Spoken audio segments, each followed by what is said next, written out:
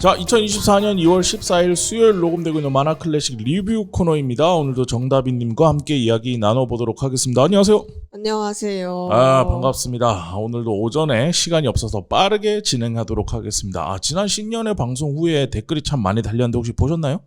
네, 여러 개 달린 거 당연히 봤죠. 유난히 좀 많이 달렸더라고요. 네, 사람들이 이제 뒤섞여서 같이 얘기를 하니까 좀 반가웠나 봐요. 그래서 댓글들이 좀 많이 달려서 댓글 먼저 소개를 하고 가면 좋을 것 같은데요, 다빈님. 네, 일단 가뭄소년님께서 네. 마치 만화클래식의 어벤져스 보는 듯 합니다. 퇴근길에 업데이트되어서 굉장히 놀랐는데요. 아주 기쁘게 만화클래식 듣고 갑니다. 감사합니다. 라고 달아주셨는데, 퇴근길에 업데이트가 된 거는 평소에는 제가 업무 시간에 올리고 가는데 이제 그날은 썸네일이 늦게 나왔죠. 썸네일이 늦게 나와가지고 그래, 내 탓이다. 제가 아니라 제가 퇴근한 뒤에 네, 성인수 작가님께서 업데이트를 해주셔서 아마 그때 올라가지 않았을까 싶습니다. 네, 그래서 어쨌든 좋은 댓글 하나 딱 나왔잖아요. 그럼 됐지 뭐. 그리고요. 네, 그리고 결결장이라는 닉네임 써주시는 분께서 네. 전훈 작가님 일본 꼭 가요라고 달아주셨는데 네. 거기다가 또 전훈님이 답 댓글을 달아주셨어요. 전우님이 안 보는 것 같지만 댓글을 이렇게 유난히 자주 보시는 것 같아요. 네. 그래서 댓글도 직접 나중에 또 얘기하겠지만 자기도 댓글을 달고 댓글에 대댓글이라고 하죠. 이런 것도 달고 이렇게 하시더라고요. 그리고 다음에 이거 아이디 매번 이거 볼 때마다 마르셀린? 어떻게 읽어야 되니? 미셸린은 아닌 것 같고 마르셀린이라고 읽어야 되나요? 망가다의 만화 소개가 없었다면 평생 접하지 않았을 취향의 작품에 흥미를 가지지 못했을 테고 애프터 서비스의 최신 소식이 없었다면 만화계의 최전선에 무슨 일이 일어나고 있는지 괄호 열고 미약탐구로 인해 알게 된 오시미 슈조의 신작 소식 같은 가로 닫고 그런 작품들에 대해서 알지 못했겠죠. 더불어 그저 대단한 작가로만 여겼던 거장들의 계보를 짚어줌으로써 작가에 관한 해상도를 높여준 전평시, 그리고 어느 무엇보다 제가 만화라는 매체가 무엇인지 이 매체를 얼마나 즐겁고 풍성하게 읽어낼 수 있는지를 가르쳐준 미학탐구에 만화클래식 패널 여러분들에게 늘 감사함을 느껴요. 훗날 실버타운에서 만회 특집 신년회 열 때까지 오래오래 갔으면 합니다. 파이팅! 이라고 댓글을 남겨주셨는데 네. 만회를 하려면 저희가 1년에 한 100편 올라간다고 쳤을 때 만회면은 야, 남은 인생 다 바쳐도 못하겠네. 요즘 평균 나중에 인간 수명이 100살까지 된다고 하더라도 못할 것 같다. 지금 한 100살 되지 않았나요? 그러니까 지금 평균 수명이 100살이고 앞으로 120살까지 갈 수 있다고 하는데 120... 그래도 만에는 네, 어쨌든 이렇게 오래오래 같이 잘 했으면 좋겠다라는 생각으로 댓글 남겨주신 거죠. 네. 그리고 톰세디앙님께서 추천작들 감사합니다. 더보이즈는 진짜 땡땡 미드입니다라고 되어 있는데 미친 미드입니다겠죠? 저도 강추합니다라고 달아주셨습니다. 이거 재밌나 봐. 주변에서 점점 이제 슬슬 더 많아져요. 그러니까 시즌이 더해가면 더해갈수록 주변에서 추천하는 그 밈이나 짤 쇼츠 이런 것들도 많아지기 시작하는 거 보니까 진짜 재밌긴 한가 보다라는 생각이 드는데 저는 그래서 지금은 안 보려고요. 보통 원래 그러시니까. 네. 근데 재밌는 것 같아요. 그리고 가지고 있는 테마 자체가 이미 딱 야마라고 하죠. 우리 전문용어로. 야마가 잘 잡혀있어. 이미 딱 인간이 좋아할 만한 매력적인 야마다 생각이 됩니다. 네, 그리고 코어과랑님께서 북적북적 시끌시끌 명절 같네요. 이렇게나 다양한 사람들이 만화 하나로 모여서 얘기하는 모습은 저에게는 왠지 감동입니다. 추천해주신 것들도 보고 싶은 것들이 많네요. 모두의 평화를 위해 먼저 밝히지는 않겠습니다. 라고 달아주셨고 항상 잘 듣고 있습니다. 모두 건강하게 오래 봐요. 라고 남겨주셨어요. 코가랑님 제가 잘 알고 있어요. 타이의 대모험 보실 거. 모르죠. 이번에 좀 다양한 작품들이 아마 추천이 된 것 같아서 네. 다들 재밌게 보셨으면 좋겠다라는 생각이 들고요. 그 다음에 또 전우님이 댓글을 남겨주셨더라고요. 사진 남겨주셨죠. 슈퍼마리오 컵 제가 잘 쓰고 있습니다 라고 댓글을 남겨주셨는데 제가 그날 솔직히 많은 선물 중에 가장 제가 노렸던 건 슈퍼마리오 컵이었는데 네. 그게 어쩌다 보니까 전우님한테로 가게 돼서 지금도 그 컵을 볼 때마다 제가 거의 또 댓글을 달아놨죠. 슈퍼마리오 컵한테 안부를 전하는 잘 지내고 있니? 라고 댓글을 임자를 달았는 만난 거죠, 겁이. 아니야. 원래 그거는 내 것이 되었어야 되는 건데. 늘 놓치시니까. 네. 그러니까 제가 왜 이렇게 가위바위보를 못하나 모르겠어요. 항상. 그래서 볼 때마다 가슴이 아프다. 저도 댓글창 거의 5초에 한 번씩 새로 고침하고 있는데 들어갈 때마다 지금 슈퍼마리오 사진이 먼저 보여서 볼 네. 때마다 되게 가슴이 아픈데 여러분들 댓글 많이 남겨주셔서 어서 빨리 슈퍼마리오 사진이 밑으로 내려갈 수 있도록 도와주시면 감사하겠습니다. 자, 이렇게 댓글 많이 남겨주셔서 감사하고요. 저희가 읽어드릴 수 있는 한 최대한 읽어드리고 있습니다. 덕분에 2024년 만화 클래식도 순조롭게 이렇게 출발하는 것 같습니다. 그리고 유튜브가 생각보다 구독자가 빠르게 늘고 있어요. 원래는 하루에 한 분씩만 늘어도 좋겠다라는 생각을 하고 있었는데 벌써 방금 방송 전에 확인해 보니까 459명께서 구독을 눌러주고 계시더라고요. 그래서 올해 가기 전에 빨리 1000명이 되었으면 하는 바람을 가지고 있으니까 만화 클래식 팟캐스트 들어주시는 분들께서도 유튜브도 함께 구독해 주시면 감사할 것 같습니다. 자, 그럼 오늘 근황 토크는 여기까지 하도록 하고요. 이제 리뷰로 넘어가도록 하겠습니다.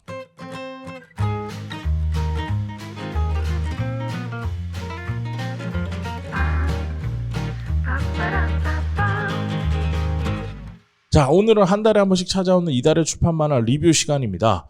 만화는 이제 두 가지로 나뉩니다. 스크롤로 내려가는 웹툰과 페이지로 넘겨서 보는 출판 만화. 웹툰의 시대에 출판 만화를 읽는다는 건 콘텐츠가 스트리밍 되는 시대에 내 방 한 켠을 차지하는 만화책을 가지고 있겠다는 의미입니다.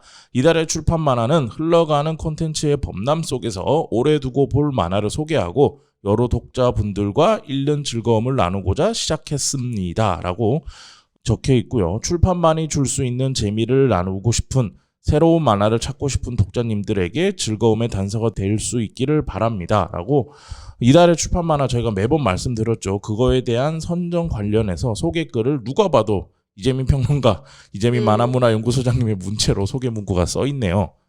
네, 작년부터 한국만화가협회 산하 만화문화연구소가 함께 네. 진행을 해서 알라딘하고 함께 진행을 하는 거죠. 네네네. 이번 달 전후로 2, 3개월 전후로 이제 출간된 신작들 중에 추천하는 출판 만화를 선정해서 이 알라딘과 같이 선정 공지를 하는 프로젝트고요. 관련해서는 이제 딱 곧바로 보실 수 있는 링크가 있어요. 그래서 오늘 이 방송 올라갈 때 공지사항 들어가시면 곧바로 들어가 보실 수 있도록 저희가 링크를 같이 준비해 놓도록 하겠습니다. 네, 이달의 출판 만화 선정은 한국만화가협회 산하 만화문화연구소를 통해서 진행이 되고 있습니다. 만화문화연구소는 창작자, 평론가, 교육자, 기획자 등 만화계 다양한 분야에서 활동하고 있는 위원들로 구성되어 있고요. 이런 만화문화연구소에서 선정위원회를 꾸려 선정위원들이 작품을 읽고 추천과 토론을 통해 최종 선정작을 발표합니다. 그 과정이 어떻게 진행되냐면 참고로 이 만화문화연구소 소장님이 바로 이재민 만화평론가입니다. 네. 선정일 기준, 그러니까 우리가 작품을 선정하는 거에 기준을 놓고 3개월 이내에 한국에서 출간된 신간 만화책을 기준으로 해서 먼저 작품을 수급을 하고요. 그리고 선정위원들이 선정일 기준 3개월 이내에 출간된 작품을 감상을 합니다. 그리고 본인들이 감상한 작품을 추천을 하게 되고요. 위원들이 추천 작품 중 토론을 통해서 최종 이달의 출판 만화 작품을 선정하고 그것을 매달 초에 공지하는 것으로 진행되고 있습니다. 원래는 작년에는 매달 말에 이렇게 공지를 했었는데 네. 올해부터는 매달 초에 공지하는 걸로 바뀌었고요. 그래서 이번에 2월달 출판 만화가 이미 올라가 있죠. 그리고 이 작품들 중에서 1년에 한 번 매년 올해의 출판상 그리고 올해의 작가상도 선정하는 프로젝트로 1년 단위로 진행이 되고 있습니다. 네, 그래서 이 프로젝트에 어떤 이달의 출판 만화를 고를지 선정해 주시는 심사위원으로는 네. 박인하설 웹툰 아카데미 이사장님, 그리고 앞에 계시는 성인수 사이드비 대표 이사님, 그리고 이재민 만화문화연구소장님, 조익상 만화평론가님, 최윤주 만화평론가님, 그리고 홍난지 청광문화산업대학교 만화콘텐츠스쿨 교수님께서 함께하고 있다고 사이트에 나와 있네요. 네, 이것들은 모두 저희 그 알라딘에 저희 링크 나중에 공지사항에 올려드린다는 거기 사이트 가면 다 나와 있는 내용들이고요. 한 번 더 짚고자 이렇게 설명을 드립니다. 그리고 제가 알기로는 지금 선정위원이 작년에 하셨던 분들이 조금 빠지셔서 이번에 또 새로운 분들 모시고 좀 더 선정위원 분들이 많이 늘어날 것으로 저는 알고 있거든요. 네. 어쨌든 저도 거기 들어가서 같이 선정을 하기 위해서 노력을 하고 있는데 이게 그럴 때도 있어요. 그러니까 선정 경험상 그 정확하게 말씀드릴 수는 뭐 사례를 들어서 얘기하기는 좀 그렇지만 굉장히 스무스하게 진행되는 달도 있어. 나도 그거 좋아. 저도 봤는데 괜찮았어요. 저도 그거 좋았는데 이러면서 스무스하게 가는 날은 그렇게 큰 문제가 없는데 별로 안 스무스해지는 달이 있어. 나는 별로였다. 서로가 나는 그거 봤는데 나는 좀 의문이 있다. 별로였다는 표현보단 그러니까 작품을 놓고 이게 별로였다는 얘기는 잘 안 하고요. 그렇다기보다는 이게 의문이 있다. 이거를 추천하는 거에 대해서 의문이 있다라는 생각을 피력할 때도 있어서 서로가 그럴 때는 이제 대토론이 벌어지죠. 그런 경우도 있고 그리고 1년에 한 번씩 모여서 하는 이 올해 출판상, 올해 작가상 이거 할 때는 각자 생각이 좀 달라서 토론을 할 때 좀 깊이 있는 토론을 했던 기억이 있어서 간단하게 이거 픽 이렇게 해서 뽑는 그런 방식은 아니다. 얘기를 좀 많이 하는 편이다. 태클도 난무한다. 이러면서 뽑히게 되는 건데 자 이렇게 해서 매달 선정되는 작품이 한 4작품씩 결정이 되는데 많으면 4작품 적으면 2-3작품씩 결정이 되는데 작년에 이 작품들이 결정되고 올라가고 하는 것들을 쭉 보면서 그런 생각을 좀 했어요. 이 작품들을 어쨌든 좀 더 조명해서 좀 더 많은 사람들이 봤으면 좋겠다는 생각이 들어서 올해부터는 이렇게 이달의 출판 만화가 결정이 나고 나면 저희 만화 클래식이 그 작품들 중에서 못 본 작품이 있으면 우리가 같이 사서 보고 또 그 중에서 한 작품 혹은 2작품 정도 이렇게 매달 리뷰 코너 때 한번 소개시켜 드리면 좋을 것 같다. 그리고 그 과정에서 저희 패널들의 생각도 한번 들어보시면 좋을 것 같다라고 생각이 되었고 그래서 리뷰 코너 속에 이렇게 자리를 마련하게 되었습니다.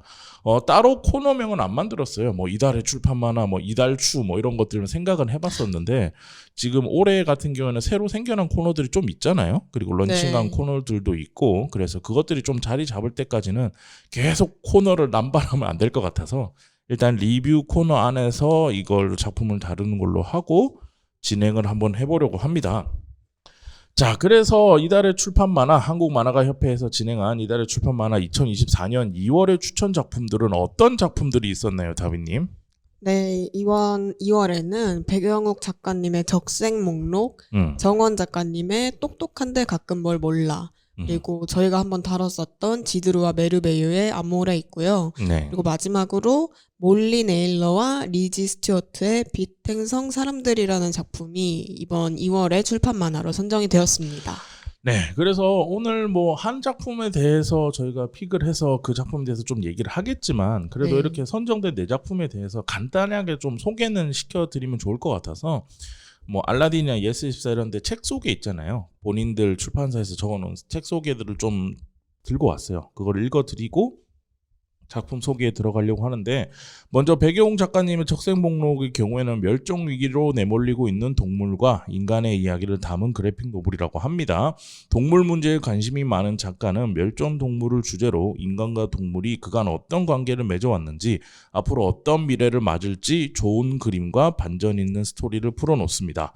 인간은 동물의 삶을 모두 파괴하고도 홀로 남아 지구에서 살아갈 수 있을까?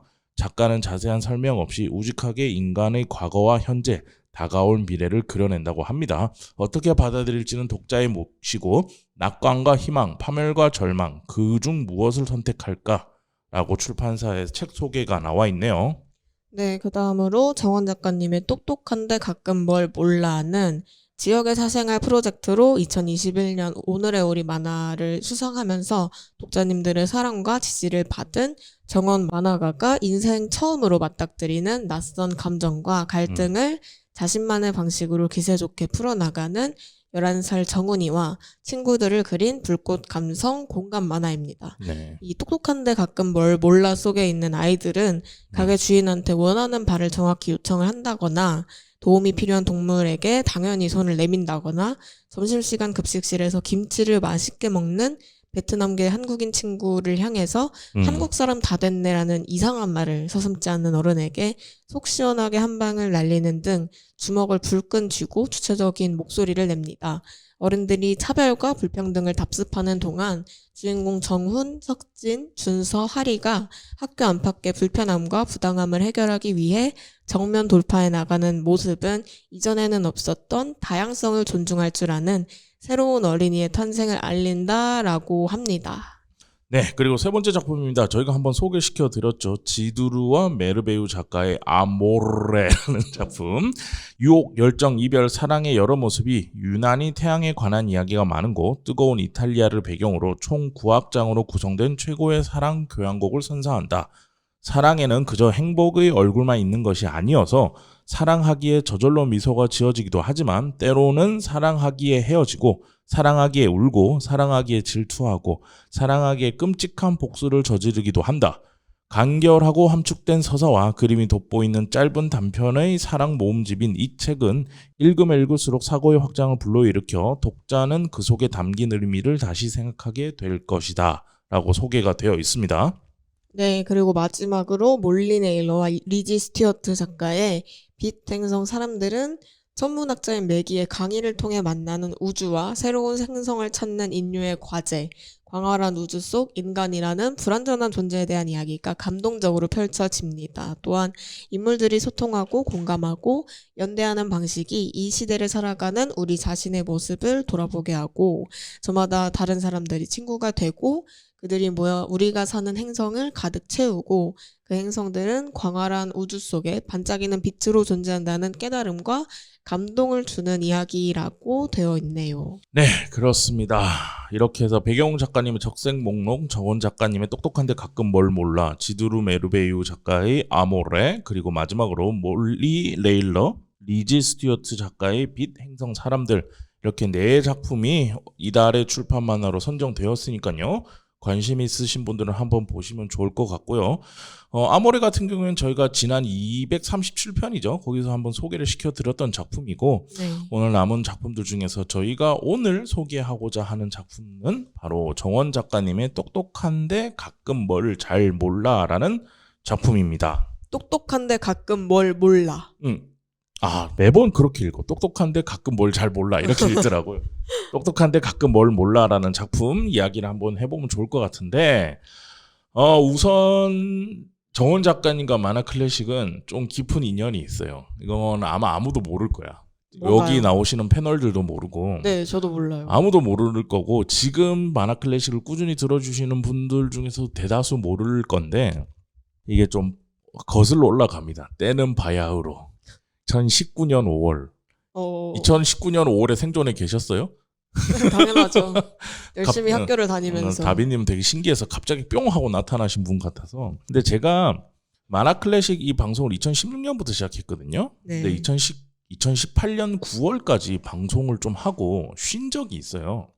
그때 왜 쉬었냐면은 대외적으로는 2018년 9월까지 만화 클래식 방송을 해놓고 좀 쉬겠다고 얘기했는데 속으로는 솔직히 얘기하면 다시는 안 한다라는 생각이 너무 힘들고 그리고 이거 해봤자 듣는 사람도 없는 것 같고 댓글이 안 달릴 때야. 댓글이 안 달리고 그리고 그때는 혼자 했거든요. 그러니까 벽 보고. 혼자서 40-50분 동안 이제 벽 보고 막 얘기하고 있으니까 이제 미친놈 된 것 같고 근데 그 미친놈 된 음성을 내가 또 들으면서 편집해야 돼. 근데 편집해서 내보내면 아무도 안 들어. 그리고 그때는 썸네일도 없었거든요. 하여튼 네. 뭐 그래서 하다 보니까 그리고 그 당시에 만화계에 좀 큰 이슈도 있었고 그래서 회의감도 좀 있고 그래서 이제 그만해야겠다라는 생각이 들어서 이제 왜냐하면 본업은 그땐 작가였으니까 작품 네. 만들어야 되는데 회사 다니면서 이거 하면서 하려니까 너무 힘든 거야. 그래서 이제 그만해야지라는 생각으로 이제 2019년 상반기까지 제가 쉬었어요. 그때부터. 그래서 2018년 9월부터 좀 쉬었는데 물론 그 사이에 이제 저도 만화 좋아하니까 만화를 계속 사서 보고는 있었죠. 근데 이제 그러다가 어떤 작품을 봤는데 이건 그냥 넘어가긴 좀 아깝다. 꼭 얘기하고 싶다. 사람들한테 좀 알려야겠다. 그때는 지금보다 더 만화책을 서로 이렇게 알리는 분위기가 아니었거든. 그러니까 네. 약간 어떤 느낌이냐면 출판사에서 일단 책이 나오면 평론가 연구자들한테 책을 막 보내줘. 그러면은 이제 그분들도 책을 보내주는 거에 읽는 거에 익숙한 경우가 되게 많고 지금이랑 좀 분위기가 달라요. 지금처럼 뭐 만화 클래식이나 웹툰이스타에서 이거 보세요라고 막 얘기하는 그런 것도 잘 없고 하여튼 웹툰이스타도 그때 좀 띄엄띄엄 올라오기 시작했고 하여튼 그런 시대였는데 이거 좀 소개를 해야 될 것 같은데 이거 모르고 넘어가기엔 너무 아까운데? 라고 해서 방송을 다시 해야 되나? 너무 힘든데 이거 해야 되나? 근데 그냥 넘어가긴 싫은데 하다가 이제 하자 라고 해서 다시 시즌2처럼 복귀해서 만들어서 올렸는데 그때 저를 갈등하게 만들었던 작품이 바로 정원 작가님의 올해의 미숙이라는 작품이었어. 이 작품이 없었으면 나는 만화클래식 다시 시작 안 했어. 다시 시작 안 했으면 이 지금까지 오는 이 지금 240편이 다 돼가는 이 기간 동안 넘었어요. 이게 없죠 이제. 네. 오늘 몇 편이야 이거? 240 몇 편일 텐데. 하여튼 230 몇 편, 240 몇 편이 되는 이 방송이 없는 거죠 그 사이에. 네. 안 할 생각이었으니까. 그래서 덕분에 뭐랄까 한 번도 정원 작가님한테 이 얘기, 사석에서 만나서도 이 얘기는 해본 적 없어. 이 얘기는 해본 적 없고 만화클래식 패널들이나 누구한테도 그렇게 얘기해본 적은 없는데 어쨌든 한 번은 좀 이왕 이렇게 타이밍 맞아서 소개하는 김에 네. 기록에 좀 남겨놓고 싶었어. 정원 작가님이 그 작품을 내지 않았더라면 지금 만화클래식은 없다. 난 안 할 거였거든. 하여튼 그래서 그 지점에서 감사하다는 말씀을 좀 드리고 싶었고 그걸 이번에 작품 얘기하면서 기록으로 남겨두고 싶었습니다. 자, 정원 작가님의 똑똑한데 가끔 뭘 몰라. 대략적으로 스토리는 앞서 설명을 좀 해드렸고 이 작품 다민이는 어떻게 보셨어요? 저는 이제 정원 작가님께서 책을 저희 사이드비에 다 보내주셨죠. 아, 네네네. 네, 그래서 저 지금 제 앞에 있는 거는 성인수 작가님의 책인데 저희 집에도 책이 있어가지고 저 받은 날에 바로 집에 가서 봤거든요. 근데 되게 똑똑한데 가끔 뭘 몰라 하면은 본인도 틀렸잖아. 절게 되네. 약간 감이 바로 오는 제목은 아니잖아요. 그죠? 저도 네. 그 생각 들었어요. 그래서 무슨 내용일까 하고 되게 궁금해하면서 봤는데 책을 딱 펼쳐보면은 아 이런 얘기구나 하고 점점 뭔가 더 마지막 에피소드까지 봤을 때 아 이런 얘기를 하고 싶으셨던 거구나 하고 감이 딱 오는 내용이었고 그리고 표지가 지금 보면은 이 만화의 주인공 격인 정훈이가 딱 뭐라고 해야 되지? 불만이 있는 얼굴로 딱 이렇게 서 있는데 이 표지도 다 보고 나니까 되게 좋았어요. 이 만화의 주인공이다 보니까 정훈이를 중심으로 에피소드들이 전개가 되는데 정훈이의 마음을 조금씩 불편하게 하는 에피소드들이 계속 등장하잖아요. 그래서 그런 에피소드들을 생각을 해봤을 때 정훈이의 이 얼굴이 표지에 등장을 한 게 되게 좋은 것 같다. 그렇게 생각을 하면서 일단 봤던 것 같습니다. 저는 이게 이제 정원 작가님 말고 전훈 패널님도 계시지만 저희 심리학을 전공하신 분도 계시지만 저는 이제 야매 과학으로 약간 야매 심리학으로 그런 게 있다고 생각해요. 사람마다 네. 정서적으로 나이가 멈추는 시간이 있다고 생각하거든요. 이게 무슨 말이냐면 제가 지금 86년생이니까 이제 30대 후반이죠. 30대 후반인데 내 정서는 20대 중반에 멈춰 있거든요. 그게 무슨 말이냐면 제가 생각하기엔 본인이 가장 잘 나갔다고 생각하는 내가 가장 멋있었다고 생각하는 리즈 시절. 뭐 그렇죠. 그런 때 대부분의 사람들은 정서가 멈춰요. 네. 그리고 나이가 들어도 그때의 정서, 그때의 감각에서 경험치만 쌓이면서 저는 살아간다고 생각하거든요. 그래서 어떤 사람은 이런 정서가 13살에 멈추기도 해요. 그리고 어떤 사람은 더 유아기일 때 멈추기도 하고 어떤 사람은 고등학교 때 멈추기도 하고 과거에 우리 지나간 대통령 중에 한 분도 그 시절에 정서가 멈춘 분이 계셨다고 저는 생각해요. 네. 근데 그거는 모든 사람이 그래요. 언제 멈출지는 모르는데 자기가 가장 행복했고 즐거웠던 시절에 저는 멈춘다고 생각하거든요. 저도 그래서 제가 몸은 점점 늙어가지만 정서적으로는 그때 멈춰 있다고 저는 개인적으로 저를 객관화해서 보고 있는데 이 얘기를 왜 하냐면 그 정서가 딱 멈췄을 때의 시각 있잖아요. 그럼 거기서 사람이 그 시각으로밖에 세상을 안 보게 돼요. 그렇게 되면은 나보다 어린 사람들에 대한 이야기, 나보다 혹시 나이가 많은 사람들에 대한 이야기 이런 것들이 이제 점점점 이해할 수 없는, 그들을 이해할 필요가 없는, 이해하려고 하지 않는, 아이고 그래도 같이 얘기는 해봐야 되는데 하지만 그러지 않는 스타일로 점점점 사람이 저는 변한다고 생각하거든요. 네. 그거는 늙어가면 그러다 보면 이제 꼰대가 되고 너희가 잘하는 집을 안 가봐서 그래 막 이런 얘기를 하게 되는 그렇게 될 수밖에 없다고 생각은 하는데 저는 정원 작가님의 이번 작품 보면서 그런 지점에서 좀 가지고 있는 부채의식을 해갈시켜주는 시각을 좀 보여준 것 같아서 그런 지점에서 너무 놀랍고 재밌었다는 생각이 들었어요. 그러니까 지금 여기 나오는 똑똑한데 가끔 뭘 몰라라는 말이 마치 저 주인공이라고 하는 정훈이가 어른들한테 일가를 날리는 듯한 그런 표정과 말투로 얘기를 하잖아요. 그리고 그 어른 중에 한 명이 나인 거야. 약간 그런 느낌이 드니까 저도 그런 지점에서 되게 약간의 부채의식이 있었던 것과 그리고 반성하게 되면서 보게 되는 그리고 이번에 이제 새롭게 커 나오는 새로운 친구들은 또 우리랑 완전 다른 감각을 가지고 살고 있구나라는 것들을 좀 더 체감할 수 있게 이렇게 작품을 만들어 주신 것 같아서 그런 지점에서 참 고맙다라는 생각이 들었어요. 저도 비슷하게 되게 좋은 제목이라고 생각을 하는 게 음, 음, 똑똑한데 가끔 뭘 몰라 이게 어디에 나오는 말이냐면 되게 초반 에피소드에 그 일기장 나오는 에피소드 있잖아요. 거기서 정훈이랑 석진인가? 그 두 친구가 옆반에 3반에 있는 되게 똘똘한 친구한테 우리 이거 괜찮은지 우리의 아이디어가 괜찮은지 상담을 한번 해보자. 걔는 똘똘하니까. 근데 그 친구가 되게 마음에 안 드는 대답을 해서 걔는 똑똑한데 가끔 뭘 몰라 라고 하는 말이 나오는 거거든요.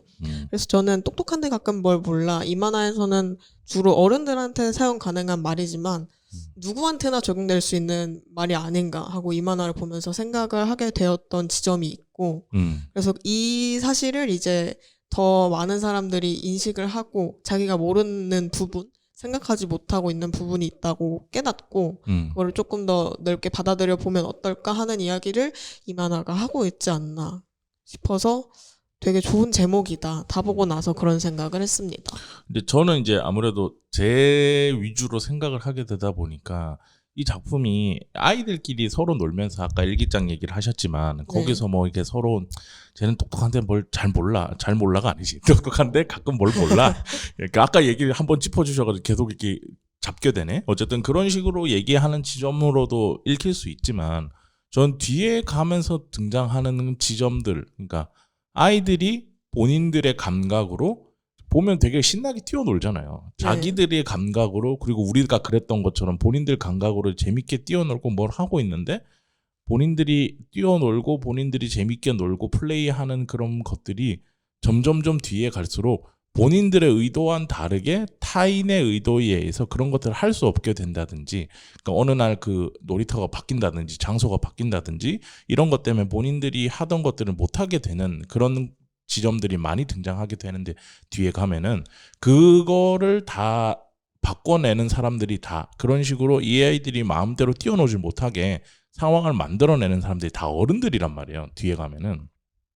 그런 지점에서 저는 그 어른들한테 작가가 하고 싶었던 말 아닐까?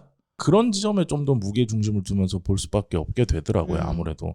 그리고 약간 그 잊고 있던 부채의식이 있어요. 저는.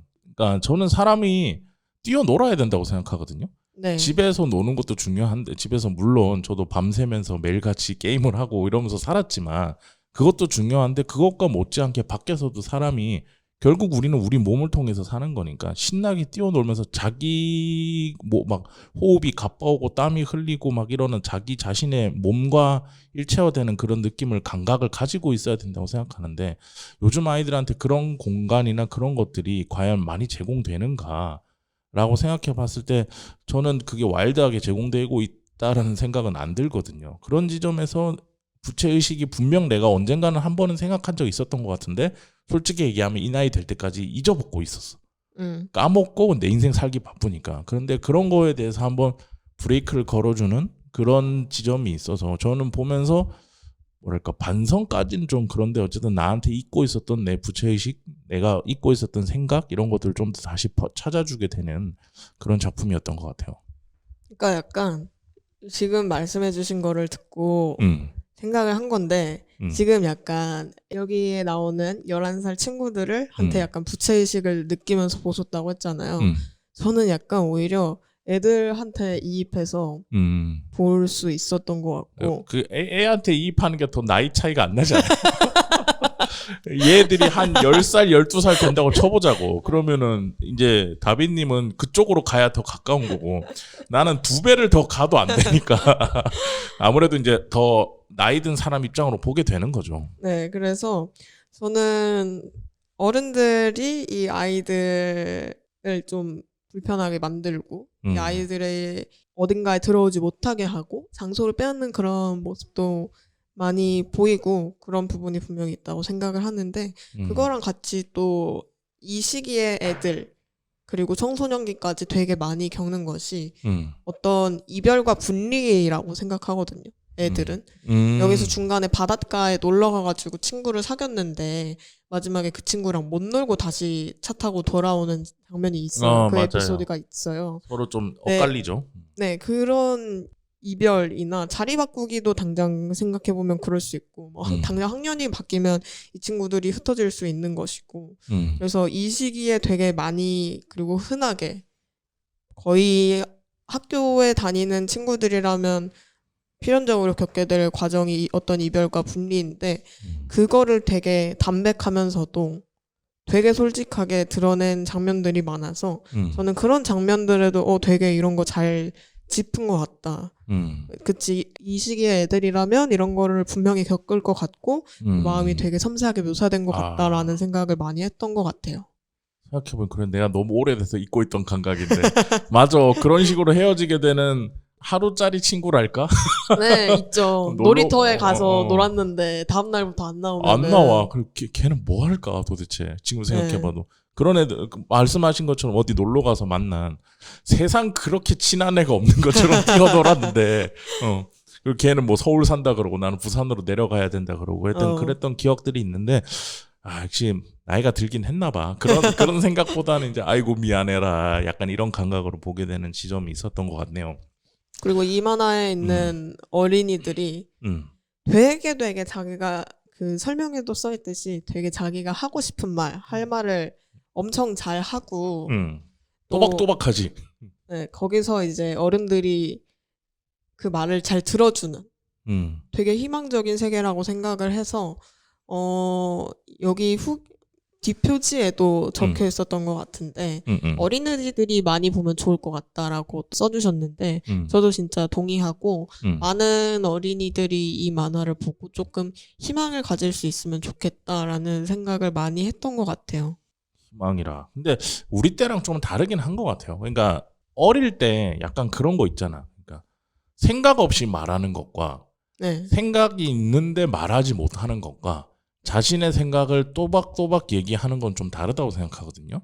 근데 네, 다르죠. 다빈님 어릴 때는 어떤지 모르겠어요. 근데 우리가 여기서 논할 거는 생각 없이 말하는 건 논할 필요 없고 그건 어릴 때 다 있는 거니까 아무 생각 없이 막. 근데 그런 게 아니고 우리 때는 어린 아이들이 뭔가 제가 어렸을 때 내가 내 안에서 떠오르는 뭔가 생각과 고민이라기보다는 이거 좀 아닌 것 같은데요라는 생각이 있어도 말하지 못하는 분위기였거든요. 네. 다빈님 또 그랬어요? 저는 어땠더라? 우리 때는 숨만 잘못 쉬어도 그런 상황이 딱 왔을 때 그런 분위기는 아마 아니었을 거예요. 말을 할 수는 있는데 이제 눈치를 보는 게 좀 있었죠. 눈치를 보는 게 어느 정도 있었고 근데 저는 뭐라고 해야 되지? 그냥 들어줄 때까지 소리 지르는 어린이였기 때문에 잘 모르겠어요. 뭔가 약간 통상적으로 어땠는지 그런 게 잘 기억이 안 나요. 저는 초등학교 5학년 때 아직도 기억나는데 이름도 기억나. 하명애 쌤이라고.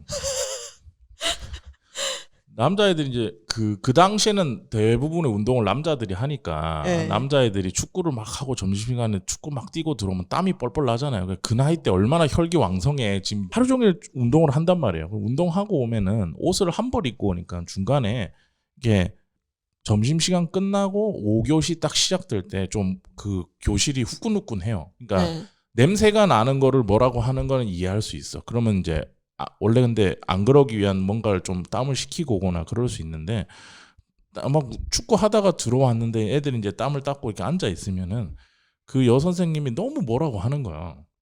도대체 왜 이렇게 축구를 해야 되냐? 그냥 미친 듯이 운동을 하고 오냐. 뭐 그땐 최대는 아니니까 최고? 초등학생 때니까 어쨌든 운동하러 다닐 거냐. 그리고 막 냄새 난다 이런 얘기를 하더라고요. 그래서 근데 내가 어느 날 그걸 반대되는 거를 일기장에 썼지. 선생님 화장품 냄새 너무 심해요. 화장품 냄새 때문에 집중을 할 수 없어요. 이렇게 썼더니 그 다음부터 나는 그 선생님한테 따돌림을 당했거든. 그래서 우리 때는 뭔가 아이들의 입장에서 또박또박 뭔가 얘기하고 싶은 게 있어서 얘기를 하면은 되게 어른한테 그렇게 얘기할 수 없는 분위기랄까? 그런 분위기가 좀 있었는데 요즘은 조금 다른가? 라는 생각도 좀 들고 이걸 보면서 네. 그러니까 우리 때는 함부로 그러니까 뭔가 내 의견을 얘기할 수 없었어. 근데 이 작품에 나오는 친구들은 오히려 어른들이 멍청하게 그려지고 있고 아이들은 되게 본인들이 할 얘기, 내가 이렇게 난 이렇게 생각해요. 난 이런 지점이 힘들어요. 이런 지점이 어려워요라고 하는 게 있으면 또박또박 얘기를 잘 하더라고요.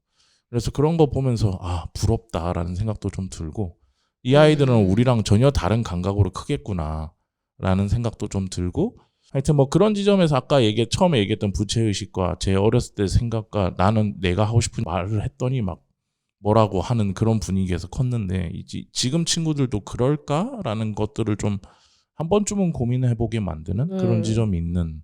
확실히 좀 듣고 보니까 확실히 다를 것 같다는 생각이 들고, 사실 근데 그때는 뭔가 아이들하고 어른들을 딱 선을 그어놓고 그런 분위기가 되게 만연했잖아요.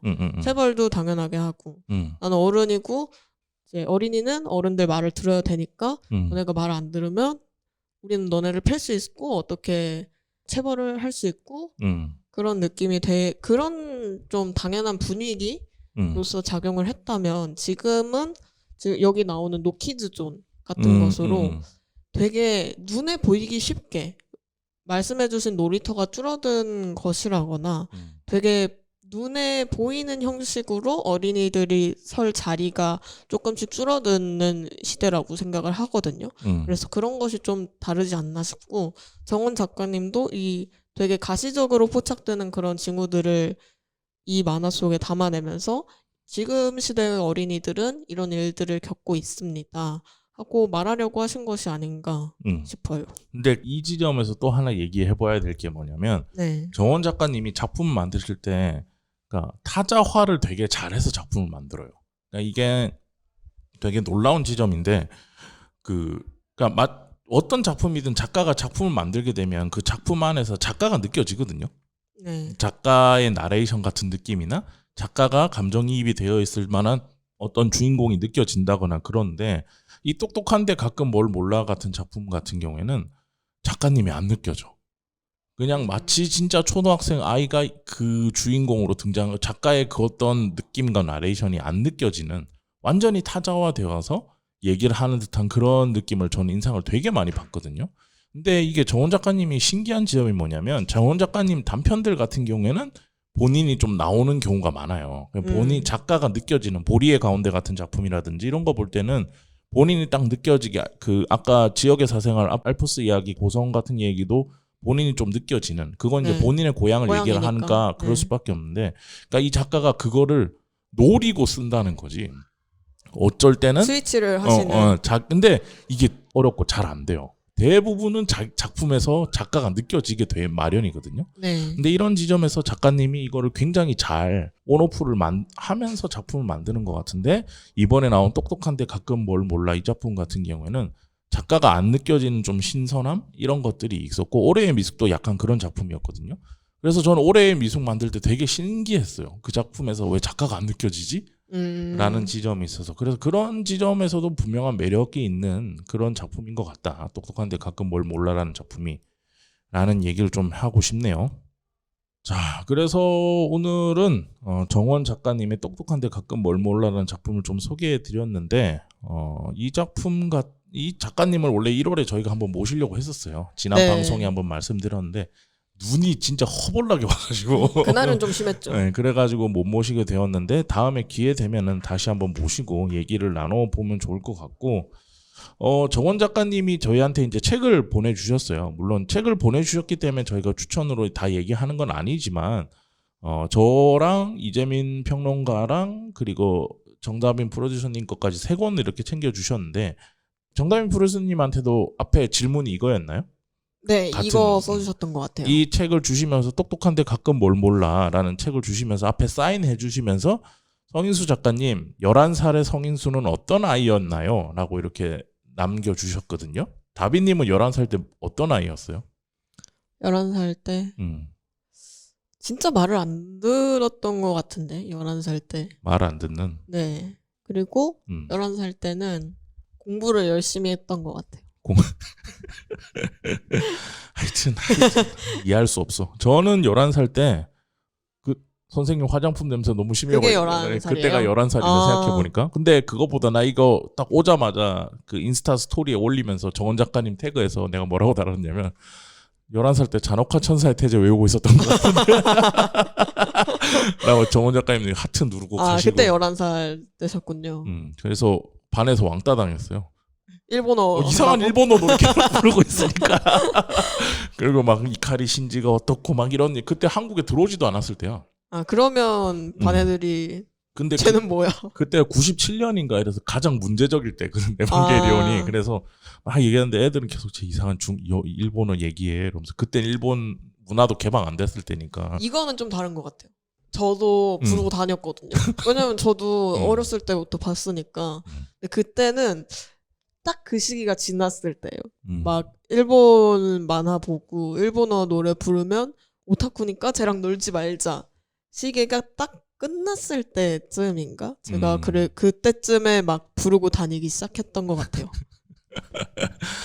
그랬군요. 세대 차이가 이렇게 나네요. 저희가 어쨌든 11살 때 성인수는 잔혹한 천사의 태제를 부르고 다니던 아이였다. 정원 작가님이 이렇게 책을 보내주면서 질문을 남겨주셨는데 아마 이 작품을 그냥 서점에서 사서 보시는 분들한테도 정원 작가님이 같은 질문을 하고 싶으셨던 거 아닐까라는 생각이 들어요. 이거는 그냥 저희한테 선물로 온 책이니까 이렇게 얘기가 되는 건데 보시면서 나는 11살 때 어떤 아이였는가에 대해서도 한번 고민해 보시면서 추억해 보시면서 요즘 아이들은 어떻게 크고 있는가라는 것도 한번 관심을 가지고 생각을 한번 하게 된다면 그것만으로도 이 작품은 분명 가치가 있는 작품이 아닐까라는 생각이 듭니다. 자, 이래서 2024년 2월 이달의 출판 만화 추천작 4작품 중에서 오늘은 정원 작가님의 똑똑한데 가끔 뭘 몰라 또 뭘 잘 몰라라고 얘기할 뻔했다. 정원 작가님의 똑똑한데 가끔 뭘 몰라 작품 오늘은 리뷰를 해봤습니다. 저희는 다음 시간에 또 돌아오도록 하겠습니다. 감사합니다. 감사합니다.